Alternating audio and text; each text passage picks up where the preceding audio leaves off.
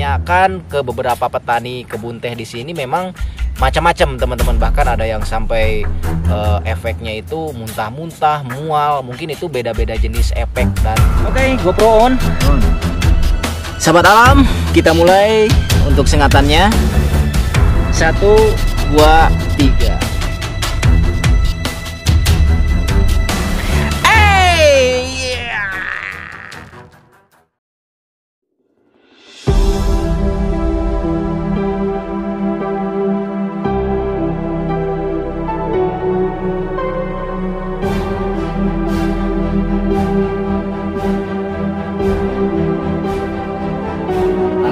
Yang protes di GGO, cara penanganan awalnya seperti apa? Ini adalah ininya dari pundak belakang.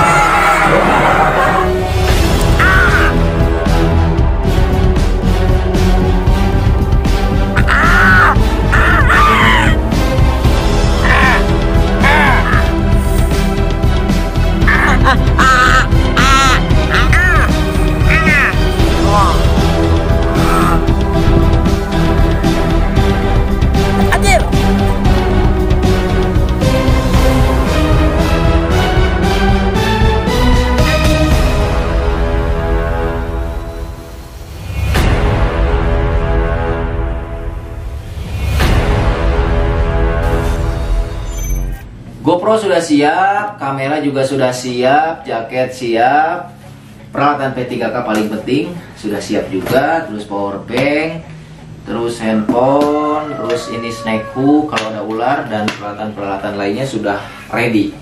Nah teman-teman, jadi petualangan kali ini saya lagi mempersiapkan dulu peralatan untuk konten yang kali ini tuh cukup lumayan jauh dan cukup lumayan lama juga, makanya perbekalannya juga cukup lumayan banyak. Dan untuk petualangan kali ini saya menggunakan tas dari Konsina seri Tagolo nih teman-teman. Karena yang pertama, kenapa saya gunakan tas ini? Karena banyak banget kompartemen yang sangat luar biasa dari tas Tagolo ini nih teman-teman. Jadi dari tas Tagolo ini ada beberapa fitur teman-teman. Yang pertama adanya 2 kompartemen, dan di sini kompartemennya sudah dilengkapi dengan resleting dari YKK Zipper tentunya teman-teman. Dan ada juga hydropack compartment, jadi kalian bisa juga pakai tas ini untuk bawa air, minuman, dan lain sebagainya. Terus ada organizernya juga, jadi kalau misalnya peralatan kalian cukup banyak, kayak saya kan nih bawa kunci motor, jadi enak tinggal digunakan di sini. Lalu ada juga peralatan-peralatan lainnya yang kecil-kecil bisa masuk di sela-sela saku-saku yang lainnya ini nih. Terus ada double zip pocket, nah ini juga sudah dilengkapi dengan double zip pocket, terus high belt, jadi aman banget kalau kalian pakai lari juga ini gak bakalan gerak coy. Dan ada rain cover include. Nah di sini tuh unik banget, jadi rain covernya itu ada di bagian luar, ada di bagian pinggir nih teman-teman. Terus selain rain cover juga di sini ada air circulation bag system. Nah jadi ini tuh berfungsi untuk ketika kalian jauh, ini tuh gak bakalan pegel, gak bakalan gerah, pokoknya enak banget deh tas dari Tagolo ini. So buat kalian semuanya yang pengen tas dari Tagolo ini, kalian bisa langsung cek link pembeliannya di kolom deskripsi ya teman-teman. Dan ini akan selalu saya gunakan ketika saya konten, karena ini keren banget.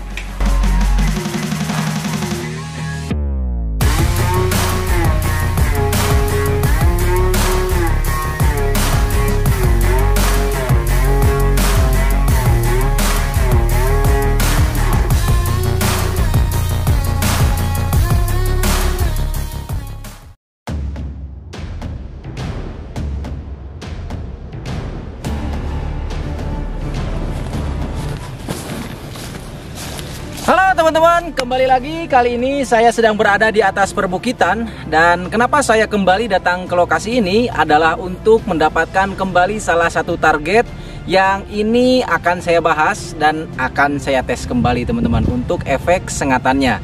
Karena untuk beberapa jenis tawon ada juga yang masih belum saya tes dan belum saya bahas. Namun tak jarang di sini ada beberapa korban juga, bahkan para petani yang sempat tersengat oleh tawon satu ini. Dan tawon ini sebetulnya lebih kepada tawon yang bersifat soliter, artinya mereka tidak berkoloni dan biasanya berada di sela-sela kebun teh seperti ini. Nah maka dari itu Saya akan coba mencarinya di sini. Mudah-mudahan saya mendapatkan target tawon tersebut, dan perkiraan saya ini lebih menyakitkan daripada tawon Vespa, teman-teman. Seperti apa keseruan hari ini? Ikuti terus, sahabat alam.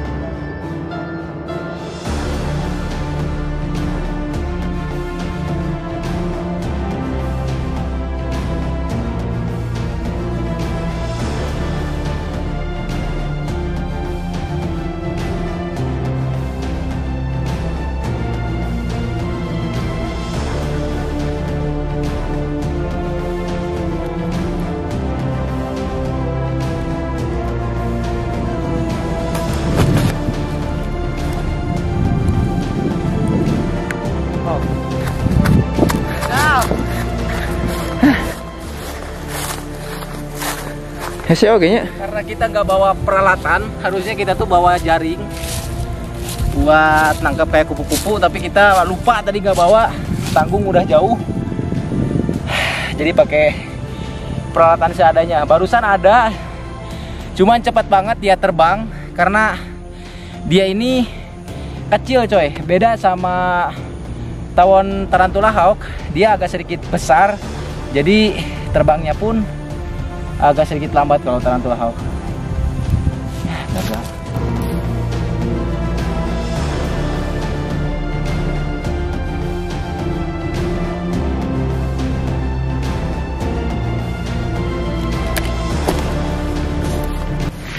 Tuh lihat, di sini saya menemukan semut dengan ukuran yang lumayan besar, dan ada salah satu kepercayaan di masyarakat saya. Jadi kalau misalnya menemukan semut dengan tubuh yang boncengan seperti ini atau yang besar seperti ini, itu di dalamnya katanya terkandung minyak, dan minyak tersebut itu bisa digunakan untuk penumbuh bulu coy. Sama halnya seperti bulu tarantula yang dulu sempat saya dengarkan dari warga sekitar. Jadi ini namanya kalau di sini silaru minyak. Tuh. Oke. Belum nemu lagi coy.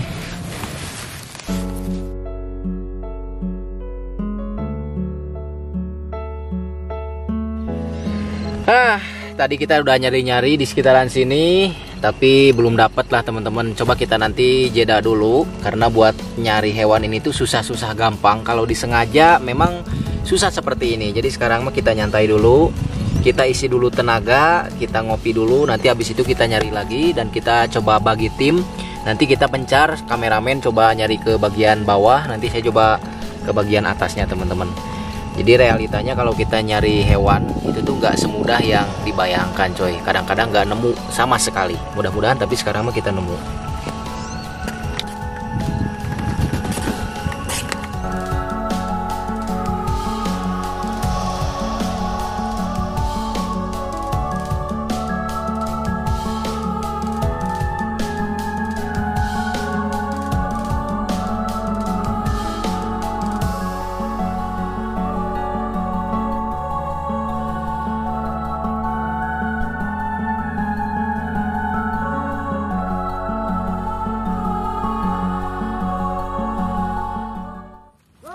Woi. Benang. Mana? Awas. Toples tuh. Ya, kita. Lihat coy. Kita berhasil. Setelah tadi kita nyari-nyari dengan perjuangan susah payah, dan ini hari juga sudah mulai mendung coy, udah gelap, udah sore juga. Oh. Wah, kadangnya tuh.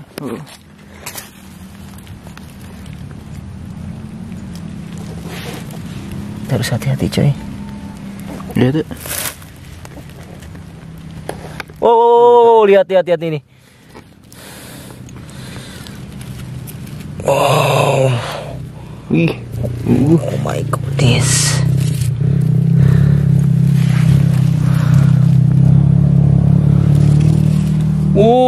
Lihat coy. kita berhasil. Kita langsung eksekusi.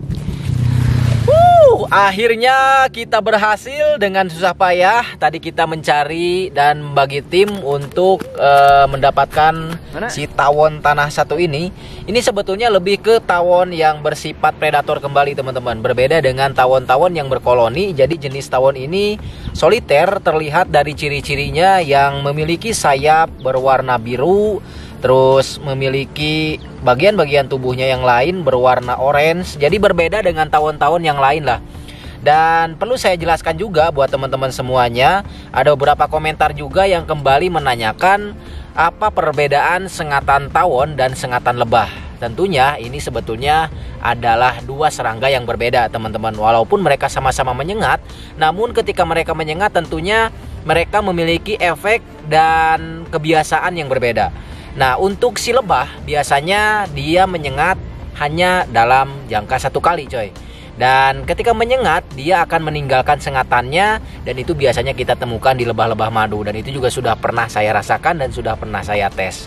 Nah, itu perbedaannya. Jadi kalau lebah madu hanya menyengat dalam jumlah 1 kali coy. Sedangkan untuk jenis-jenis tawon, dia bisa sampai beberapa kali menyengatkan sengatannya atau menyuntikkan racunnya ke dalam tubuh kita apabila kita tersengat.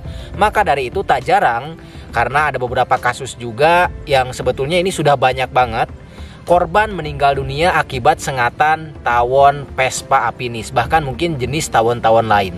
Karena yang pertama, dari 1 tawon saja dia bisa menyengat dalam jumlah beberapa kali coy. Jadi bukan hanya 1 kali saja. Dan selain itu yang uniknya, ketika si tawon ini menyengat, terutama tawon Vespa apinis ya, kenapa banyak korban yang tersengat oleh tawon Vespa apinis ini berujung ke kematian? Karena yang saya ketahui ketika si tawon Vespa ini menyengat, biasanya dia akan meninggalkan zat feromon, artinya dia juga bisa meninggalkan bau yang itu untuk mengundang tawon-tawon jenis lain agar dia menyengat juga coy. Jadi makanya kenapa kalau misalnya disengat di atas 10 ekor sengatan tawon Vespa, biasanya korban tak jarang mengalami fase yang sangat kritis teman-teman. Nah, untuk efek tawon tanah kali ini, karena yang pertama jujur ini adalah spesies yang selama ini saya incar juga. Karena jujur teman-teman, untuk jenis tawon di daerah seperti ini tuh benar-benar banyak sekali. Dan untuk efeknya pun ketika saya menanyakan ke beberapa petani kebun teh di sini, memang macam-macam teman-teman. Bahkan ada yang sampai efeknya itu muntah-muntah, mual. Mungkin itu beda-beda jenis efek dan tawonnya juga mungkin beda-beda teman-teman. Dan ini sebetulnya tidak terlalu besar. Jadi kita tidak bisa melihat kadar sengatan tawon itu dari badannya coy, dari ukurannya. Karena saya sempat mengetes tarantula hawk yang ini mungkin nanti videonya akan saya tayangkan. Jadi tarantula hawk tersebut ukurannya benar-benar kecil, namun ternyata sengatannya lebih dari tawon Vespa apinis dan tawon-tawon jenis lainnya. Namun itu adalah spesies dari tarantula hawk dengan ukuran yang kecil teman-teman. Nah, oke. Mungkin itu saja untuk penjelasannya kali ini. Jadi intinya dalam video kali ini saya akan kembali merasakan sengatan dari tawon jenis tanah teman-teman. Boleh dikategorikan tawon predator. Oke, sekarang kita langsung tes. Oke teman-teman, seperti biasa sebelum saya melakukan eksperimen dan pengetesan sengatan tawon tanah kali ini, jadi saya menghimbau buat kalian semuanya, kegiatan yang saya lakukan ini tidak untuk ditiru dan dilakukan oleh siapapun serta dimanapun. Karena yang pertama, kami sudah terbiasa dan sudah beberapa kali mengetes hewan-hewan seperti ini. Dan yang paling penting, kami sudah didampingi oleh tim medis. Tim medis siap? Siap, Kak. Nah, tim medis selalu siap ketika nanti mungkin ada sesuatu yang di luar dugaan. Jadi nanti tim medis sudah siap dengan peralatannya, dengan obat-obatannya. Jadi sekali lagi ini tidak untuk ditiru teman-teman, walaupun mungkin hanya sekelas sengatan tawon saja. Oke, kita lihat untuk jenis tawon ini. Nah, lagi-lagi saya ingin menyampaikan bahwa ketika saya cari di referensi-referensi lain, untuk jenis tawon ini belum ada teman-teman. Jadi karena spesies tawon itu jumlahnya mungkin ratusan bahkan ribuan, Jadi ketika saya cari spesifikasi si tawon ini dan pembahasan tawon yang akan saya tes hari ini belum ada. Makanya mungkin ini adalah pertama kalinya saya mengetes jenis tawon tanah hari ini. Oke, GoPro on. Sahabat alam, kita mulai untuk sengatannya. 1, 2, 3.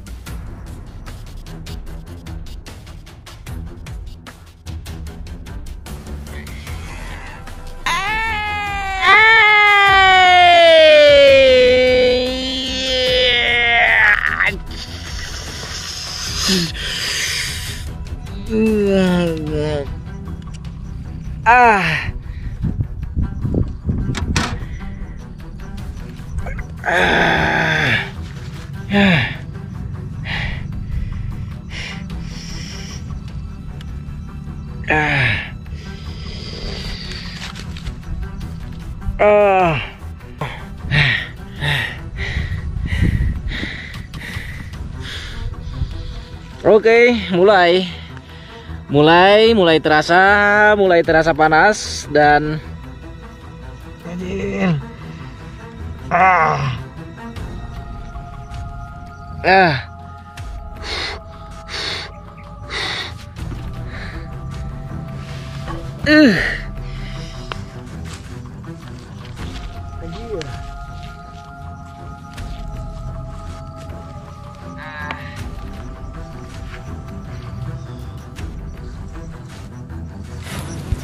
lihat sebelah sini, mungkin belum terlalu kelihatan muncul. Lihat di sini ada titik seperti bentol, seperti biasa, dan rasanya ini masih bener-bener panas serta pegal banget. Beda coy, sensasinya walaupun kecil, jadi kurang lebih hampir 2 kali lipat dari tawon Vespa coy. Nih lihat, udah ada sedikit membiru di sebelah sini, ada, dapat nggak nih?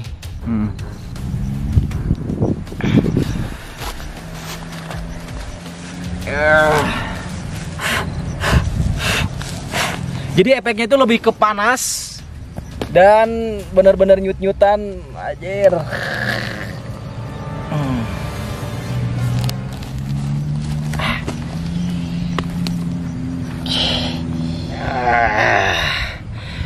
Seperti biasa coy, tidak bisa kita sepelekan walaupun ukurannya di bawah Tarantula Hawk yang kemarin saya terakhir tes.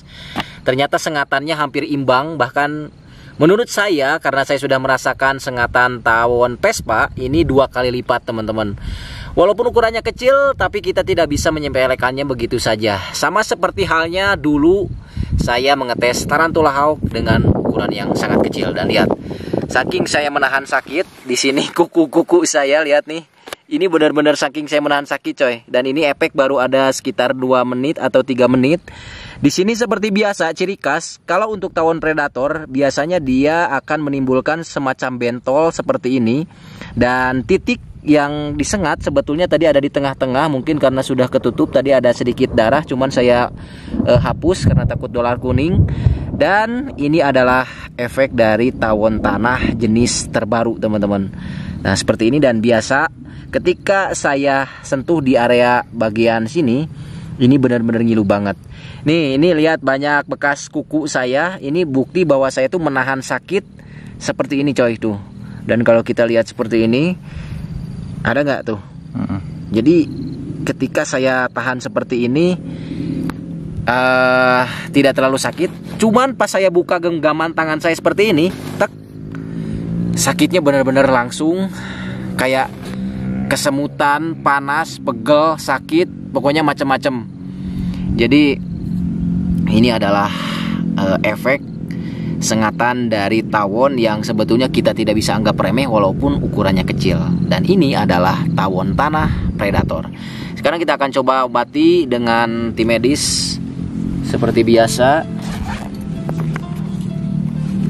Nah, banyak teman-teman yang beranggapan bahwa saya mungkin melakukan pengetesan hewan-hewan seperti ini mungkin baru kali ini, yang misalnya baru mampir di channel saya atau baru masuk ke channel saya. Sebetulnya sudah banyak sekali eksperimen yang kami lakukan, sudah banyak sekali hewan yang kami tes. Namun mungkin ya tidak beruntung teman-teman. Artinya mungkin ada beberapa orang yang belum mengetahui bahwa saya melakukan eksperimen-eksperimen ekstrim. Karena banyak banget requestan dari kalian semuanya, request digigit buaya lah, request digigit komodo dan lain sebagainya. Sebetulnya mungkin kita itu lebih kepada membuat eksperimen itu yang sesuai batas kemampuan saya teman-teman. Artinya tidak mungkin saya mengeteskan badan yang mungkin tidak bisa saya atasi, atau mungkin badan saya tidak kuat. Tidak mungkin saya mengeteskan hewan begitu saja tanpa ada tujuan tertentu dan tanpa ada pembelajaran serta edukasi di dalamnya, coy. Jadi nggak bisa saya mengeteskan misalnya gigitkan ke ular king cobra, itu hal yang sangat bodoh teman-teman. Tapi ada juga beberapa pembahasan dan efek serta pengetesan terhadap ular-ular jenis berbisa, dan kalian bisa lihat video-video saya sebelumnya. Bahkan sudah banyak sekali ketika saya list, saya lupa teman-teman, saking banyaknya hewan dan serangga ataupun reptil yang sudah pernah saya tes dan sudah pernah saya bahas. Jangan lupa di like dan di subscribe channel Sahabat Alam. Nantikan petualangan kami selanjutnya.